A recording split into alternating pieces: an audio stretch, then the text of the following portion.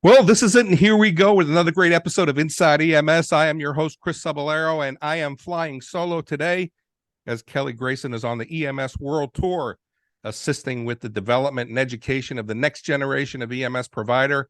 We look forward to having him back, but we are getting to the close to the end of the year, and the end of the year show is, just coming up. So we appreciate everything we're listening to. We'll be taking our 2-week break, and we'll come back right after the first of the year. But have I got a show for you? And I'm going to introduce our guest here in a minute. You can see him there on the screen. He is looking lively and great as it was. But I want to take us back to May because it's taken us this long to get this guest on our show. In May, to advance the recommendations of the 2019 National EMS Scope of Practice Model and the 2021 National EMS Education Standard, the Commission on Accreditation of Allied Health Education Programs, CAHEP, they plan to launch a voluntary programmatic accreditation of advanced emergency medical technician by January 1, 2025. And the Committee on Accreditation for Educational Programs, which is CoAEMSP, is going to be the one who's responsible for making that happen and for ensuring that all that falls into play. And we're going to talk with the executive director. Let's just bring him in here, the executive director for the Committee on Accreditation for the EMS profession, Dr. George Hatch. Doc, I want to thank you for joining us as a guest on Inside EMS. Hey, Chris, thanks a lot for having me. It's a pleasure to be here, and thanks again. I'm hoping that we can get the message out about what we're doing. I mean, you were the busiest guy to get on this show. I was talking to Pope Francis the other day, and I was like, man, that Dr. Hatch is hard to talk to. He was like, oh, don't tell me about it. Of course, he had an Italian accent, but yeah, no. I think we missed one another at EMS World in New Orleans. Yeah. And yeah, we've had a lot of stuff going on with board meetings and just a lot of things. But again, it's an absolute pleasure to be here with you today. But I think that it's really such a great topic, regardless of when we talk about it. It really is timeless. But I think the first thing that I want to hit you with, Doc, is what is CoAEMS and what do you guys do? I mean, for the people who are listening to the show that may not understand the importance of the organization, what is it that you guys do? All right, great question. So CoAEMSP, that's the short acronym for the Committee on Accreditation of Educational Programs for the Emergency Medical Services Professions, plural. And this organization, Chris, has been around since 1978. I don't know about you. I'm a lifer. I think we're both lifers in EMS. We both used to have darker hair and it was thicker. But back in the, like, I don't know, mine's getting thin. But back in the day when I went through an EMT class in 1977, this organization was chartered in 1978. So it's been around since the beginning almost of EMS, and some pretty smart people back in the day put it together. And, programs submitted themselves to this voluntarily over the many decades. And in January of 2013, after a lot of national discussion at the paramedic level, everybody moved forward to get their paramedic program accredited. And we're still doing that. We're close to 800 paramedic programs around the country, and we have one in Saudi Arabia that has submitted themselves to the process. It's a voluntary process. I say voluntary in that you have peers that are fellow educators or people that are in the education business, EMS physicians, that come out and actually put eyes on the program. I mean, there's a lot to it. You study yourself, you submit a document that is called your self-study. But the COA is really made up of 12 different sponsor organizations and 2 public members. But each of those 12 sponsor organizations sends 2 people to represent them, the interests of their particular organization. So we've got the American Academy of Pediatrics, and we've got the American College of Surgeons, and we have the National Registry of EMTs, and the International Association of Fire Chiefs, and the IAFF, the firefighters. So we have pretty much most of the folks that have been involved in some aspect of EMS or intersects with EMS, those folks are at our board table. And we have 2 public board members that represent the public, right? They want to be well served by the people that are coming out of schools at all levels of EMS. So that's kind of what COA is. Yeah, really cool. So, I mean, you heard the setup, Doc, as we were going through this, right? We're talking about the National EMS scope of practice model. We're talking about the National EMS education standards. And certainly now this move towards this voluntary accreditation for AEMT. What's AEMT defined as? I mean, what do we call an AEMT? Well, an advanced, another great question. An advanced EMT is really not a basic EMT or an EMT, as the nomenclature says. It is someone that has the EMT skill set and knowledge, but you're adding on some skills and some knowledge to that and allowing them to practice at an advanced life support level in many states or in many communities. It's used pretty widely here in this part of the country where I am in the South. It's used in different parts of the country, but pretty widely used in our part of the nation. And I have to say, based on the information that the National Registry, who administers the exam, based on those results, you only got about 56% on average. 56% of the people taking that test are successful on the test. And I think probably one of the reasons is there's a lot of pathophysiology that goes along with that. It's not just an EMT plus, right? You've got to have some knowledge about why you do things and how things are going to happen. It's not just, hey, give me an IV needle, I'm going to thread an IV and I'm going to run fluid into somebody, and I'm not going to just give this one bolus of medication without knowing what are the effects, what are the contraindications to this. When should I not use this? When could I use this?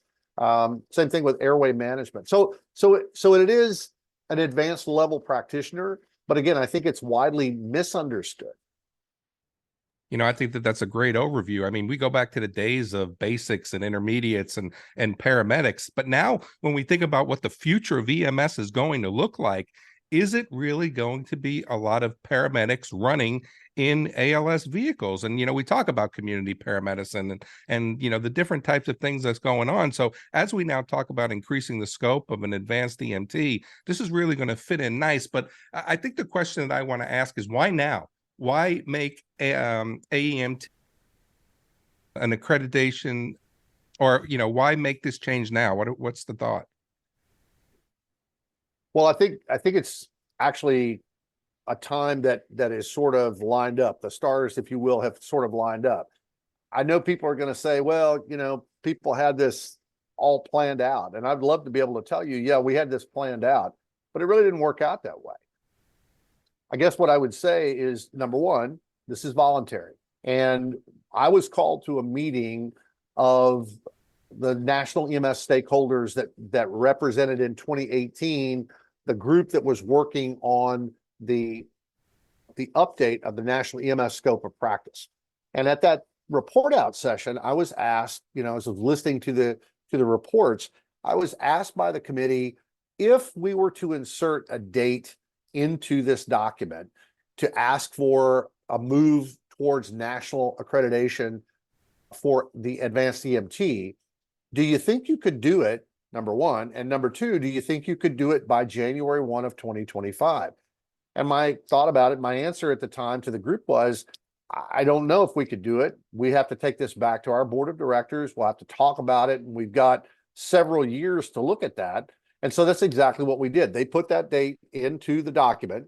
Okay. We came back, took it to our board. Our board said, let's look at this. And we put together a work group of board members and staff. We actually held a meeting, 2.5 days. We came up with some infrastructure. We were kind of building on that. And then everybody knows what happened. COVID hit and the world derailed for about 3 years. And so 3 years ticked by. We're back into it, actively engaged here in 2023. We had another meeting, 2.5 days. We got farther along in the discussion as that date was looming. And really, we came back to our board with a plan. We had a timeline. We kind of backed into the date and said, if that's the date and we were going to offer this, what are the steps that we would have to do? So we've done that, and we continue to work on that and polish that, and we've got some deliverables. We have a timeline, yeah. And we're hopeful that we can offer this service. but it's not something that we went out looking for. I think that's the big thing. Well, I think that, you guys have really set your timeline, as you said, and we're in the period right now of engaging stakeholders and getting feedback. And then December 4th, you'll go to open comments, you'll close comments in January. But, you and I have used the word voluntary a couple times here. Mm-hmm. What about the programs that choose not to get the accreditation? I mean, what happens to them? That's a great question. Nothing happens to them. They keep on doing what they're doing. I mean, I think there's a lot of things that are going on. You asked why now, so I want to make sure that I close the loop on that and say why now. At the time that we looked at, or the national EMS community looked at the paramedic level, there was a movement towards getting that done. And it took years for that to happen, decades for that to happen. They reached a point where it was something that the national EMS community and states had to say, it would take this amount of time for us to be able to get our state rules and regulations in place, but we think that we could do it by this date. So the registry at the time set that out 5 years in advance and said, we think that everybody could do this by January 1 of 2013. So we're not in the same time frame, we're not in the same period of thinking about that. But at this point, to your question, why now? And what happens if I decide not to do it? The answer is each one of the states is going to have to decide whether they want to do this or not. There's no cry for people to have to do this, but we have heard from some state EMS offices that if this were offered, they believe that their state may move in this direction. There are other states that have said, hey, we're not going to do this. If people do it, they do it voluntarily. And if they choose not to do it, there's no harm, no foul. I guess what I would offer as a caveat, though, is that when states are looking at this and they have to ask themselves, what happens if my pass rate, Chris, is 20%? If I've got, 20 kids in the class and only a handful of those kids pass the national registry exam and go on to get certified, what's wrong? Is it all the student's fault? Could it be something to do with our educational program? How long are we going to allow that to go on? And that's not a question I can answer. That's a question that each state, each community is going to have to answer. But right now, there's no standardization. Yeah, I think that one of the things too is that kind of weeds itself out. We know the successful programs even before we went to accreditation of paramedic programs. And I was one of the guys back in the old days who was teaching paramedic class until the accreditation process, came about. And but those programs work themselves out because the students aren't going to go to a place where only 20% are passing. But I got to imagine, Doc, that this is just like a paramedic accreditation. What happens if you voluntarily apply for accreditation, but you don't meet the guidelines? Yeah, it's a process, Chris. And I think like anything we saw at the paramedic level, and we continue to see programs that come forward, the first thing that they have to satisfy is something called sponsorship. And we have programs that are sponsored primarily in community, technical, junior colleges, or universities. So 78% of our paramedic programs live there. I would tell you similarly, a large percentage of these programs live in academic institutions, whether they're already operating a paramedic program, and this is another layer that they offer, or they just offer EMT and AEMT classes. They live primarily in academic institutions, but there are also government institutions, EMS agencies, right? City or county EMS agencies, or city or county fire departments. Those are also programs that offer programs based on this survey. Hospital-based programs offer this, and you may have some private for-profit programs that are out there. Those may be the ones that, unless they're institutionally accredited, they may have some difficulty meeting the sponsorship requirement initially, but they could go out there and meet that if that's something that they choose to do. They're kind of a parallel process. Yeah, that's interesting. So 47 states recognize a national registry. We have to sit and take those exams. Is there a plan to eventually make this part of the testing process as well? I mean, I don't know if you have any insight on that. I know you can't speak for NREMT, but any insight on that at all? Yeah, I absolutely want to make clear. I don't speak for the registry, and Bill Seifert and their board, will have to decide at some point. I don't think that there's any appetite for that now. I mean, it's not been any part of the discussions that I've heard, but I do think that over time, as we look at this, and if programs voluntarily submit themselves to this, we're going to be able to start looking at programs that have no record. And if they had pass rates that were not good and they've submitted themselves to the process, and the process is designed to continually improve and evaluate their performance, then you should start to see measurement increases in terms of they've got success in terms of the graduation on the registry exam. Their students should be employable, and you shouldn't start with 10 people and end up with 2. So those 3 metrics: do they pass the test? Can they get a job? And what is your attrition and retention? Those 3 things, we can measure that. And hopefully programs that submit themselves to this, just like at the paramedic level, are going to see their results increase over time. A lot of people go, oh, no, I don't think that that's going to make a difference. Well, it is making a difference. It may be incremental, but it is making a difference. Interesting. Doc, there's probably people out there that are listening to this that are now a little bit nervous, who may be in, advanced EMT programs. I mean, how does this change or impact those students who are, going through the program now, or maybe going through the program in the next 3 months? Well, great question again. It has no impact on them. First off, we have not completed the requirement, all the different things that we have in our, battery of elements to get completed before we move to the direction of saying, okay, we're ready to accept an application. Even if somebody started an AEMT class in January of 2024, we're not even, if it goes this direction and the board affirms this completely, we're not going to accept our first application until January 1 of 2025. So I think kids that are either enrolled in a program right now or thinking about enrolling over the next year, not going to have any impact.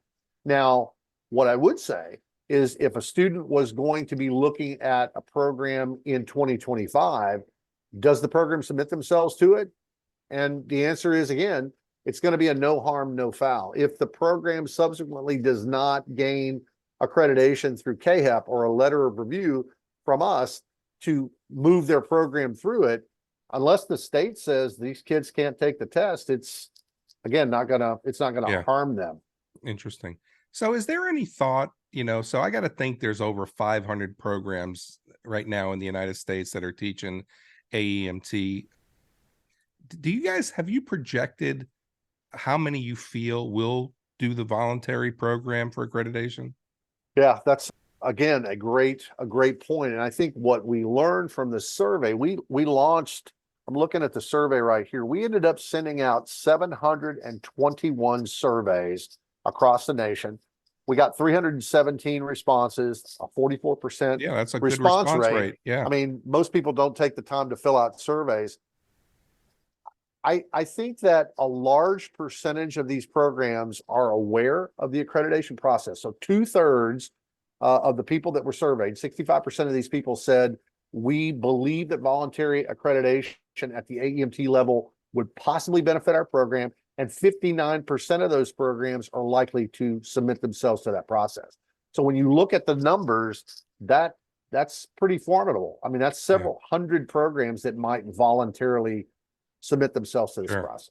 And then I think it all goes to peer pressure, right? Because everybody's going to have the gold standard program right now and accreditation. And I think that, it's good that it's voluntary, but I think people are going to wind up having to come, maybe even kicking and screaming because of the gold standard. But so as we think about this and we think about the education standards and how they're changing, and Kelly and I have been very, very critical about the EMT and the paramedic initial education process.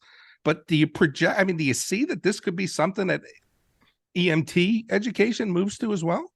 Well, that's a long way away in my personal opinion. First off, CAHEP is not in a position to be able to accredit programs that are short duration. So that would be something that our board would have to decide they would take on. And this is in the future. I don't think there's any appetite for that at all. But I do think that people that are at the basic level, as you indicated, they're under-resourced, right? And in many cases, they are, with all due respect, and I'm one of them, okay, who came up through the ranks, I didn't have any education about education. I was teaching EMT classes, maybe much like you were at the local community college. And I had, I had an affinity for teaching. I liked to do it and I had pretty good results, but I didn't have any formal education and my program was under-resourced. And I would think that many EMT courses out in the hinterlands, and there's probably 10 or a dozen times more of those than there are for any AEMT or paramedic program in a community, they're going to have the least resourced program. They may not have a lot of money to do that. Their educators that are running those programs, bless them, but they may not have good results. And you want to set people up for success. So I would go back and say that it's not something that we're looking to do, number one, not anytime soon. And number two, I think it's going to be granular. It would be something that happens when the EMS community nationally decides it needs to happen. Sure. When we think about this from an organizational standpoint, and we just talked about some of the numbers that maybe 59% of the people said they would go through accreditation. From an organizational standpoint, when you think about the growth and the strategic plan of what this looks like for the organization, I mean, how are you going to implement this change? I mean, are you going to have to, add staff and processes and resources and how do you manage that? Because all of a sudden on January 1, 2025, if you're going to get 59% of those applications, how do you manage it? Yeah, great question. Strategically, that is something that our board of directors is looking at. In fact, we have a meeting in January in front of our board meeting where we're, kind of looking out strategically 1 year, 3 years, 5 years out and saying exponentially, how much might we grow? And if we were to do that, what are the budget implications for something like that? How are we going to be able to do that? I can tell you this, we can't do it with the staff that we have right now. We are completely virtual and we were virtual before it was cool, starting in 2007. So I've been working like this for a long time and the technology is a lot better, but we're already at a point with 800 programs. We're pretty well cooking at the max that we can. So I think we're going to have to grow. And I think people will have to be ready for what that growth looks like. Not just us from a staff perspective, but I think programs that are out there, they're expecting that we're going to be able to deliver those services. And we will be able to deliver those services, but it's going to come with a cost. And there are costs that are associated with the accreditation process. Yeah, very interesting. And, as we think about this, I mean, everybody talks about EMS growing as a profession, and it's these types of things that have to happen, for our educational programs to be accredited, for, the ability to learn an extended scope of practice, and for us as leaders in the field now to kind of change how we're going through that process of training EMTs and paramedics. Again, we think about the 2019 National EMS Scope of Practice. If you've not read it, go ahead and check it out. Maybe we'll even put it in the show notes for you to do that and for you to really kind of get an understanding of what's going on. But, Doc, I think my final question for you is just the everyday. I mean, this show is really about two paramedics sitting in a truck talking about everything that there is to talk about inside EMS, right? But what can we do to help? I mean, what can our role be in this process? Because we're all complaining about education. We're all complaining about the kids that are coming out of school today. We're all complaining about, our scope of practice. So now we have to be able to either pitch in or stop complaining. But what can we do to help this process? Man, what a great thought. I think people have to lift one another up. You got to say that this is important. I mean, if we are going to be a profession, then professions do what professions do. And education is part of that. Peer evaluation in accreditation. And I don't care if you're in the public schools, you're a college or university, you're in a hospital. They expect that there's going to be accreditation standards that go along with that. You have to have a benchmark. You're being benchmarked against yourself, right? We're not benchmarking you, George's program against Chris's program. We're benchmarking it against a standard. And so if you're a program in a rural community, I have rural paramedic programs that meet the standard. I don't have to be in an urban setting like where I taught in Houston, Texas, huge medical center, one of the largest, if not the largest in the world, to have all those resources. You can meet the requirements for accreditation if you so desire. And I think that's what this is about. It's about a process of improvement, a continual process of improvement. If we're up for that, then this is the journey you want to be on. And I think as EMS professionals, we do have to put up or shut up, right? We got to say, this is not 1977 or 1978 when I went through paramedic school. It's a whole lot different. And the responsibilities are more. The requirements to get into that are more. And let me say this, that neither accreditation or taking the test is the reason for a workforce shortage. So we got to get past that too. There is a workforce shortage. Guess what? None of us had enough kids, right? I mean, we're not like our parents were, where they had more kids, and people have more choices today. And EMS may or may not be the choice that a lot of people want to make. We have to make it attractive and say, this is what you have to do to be in our profession. I'm counting on them, man. I mean, you are too. We're getting older. And Right. At some point, we're going to be recipients of the EMS system. Oh, I thought you were going to say a new hip, but yeah, but I I think that's hope not. But Doc, I mean, I think that's a great place. I got no further questions because I think you just put a bow on that very, very intelligently to say, stop complaining. This is time. We got to do what we got to do. And I think it's opportunities like this that really kind of make a difference. And I want to thank you for joining us on Inside EMS. It took forever for you to get here, but let's not wait forever for you to come back, because I think your wealth of knowledge on this accreditation process for the educational programs is really something that we have to be able to understand. We have to be able to support. We have to be able to get behind and say, you know what? I'm proud of my career field. And I think that it's programs like this, organizations like yours, that are going to make that happen. Well, Chris, I really appreciate the opportunity to be here. As we move along this continuum, I'm happy to come back on the show if you'll have me. And I'd love to talk more about it, but we're excited about the opportunity to help programs move it to the next level. So Thank you.